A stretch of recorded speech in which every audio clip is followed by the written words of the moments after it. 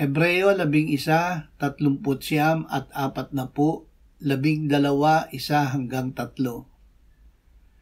Ang lahat ng mga ito, bagaman pinuri dahil sa kanilang pananampalataya, ay hindi nila tinanggap ang ipinangako, yamang naghanda ang Diyos ng lalong mabuting bagay para sa atin upang huwag silang gawing sakdal na hiwalay sa atin. Kaya't yamang napapalibutan tayo ng gayong kakapal na bilang ng mga saksi.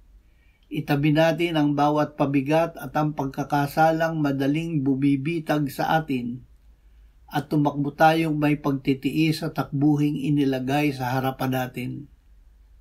Pagmasdan natin si Jesus na siyang nagtatag at nagpasakdal ng ating pananampalataya, na dahil sa kagalakang inilagay sa kanyang harapan, ay tiniis niya ang krus, hindi inalintana ang kahihiyan, at siya'y umupo sa kanan ng trono ng Diyos.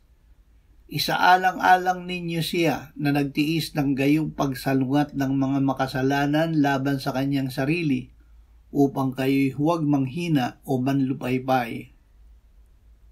Ang mananampalataya sa matandang tipan.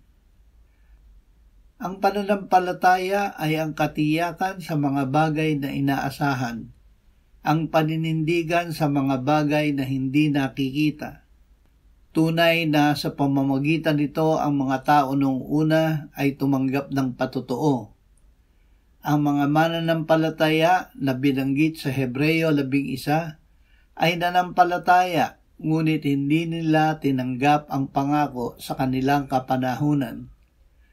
Tinupad ng Diyos ang pangako nang magkatawang tao ang kanyang anak, namatay sa krus, inilibing, binuhay na muli at iniakyat niya sa kanyang kanan sa langit. Siya ay magbabalik.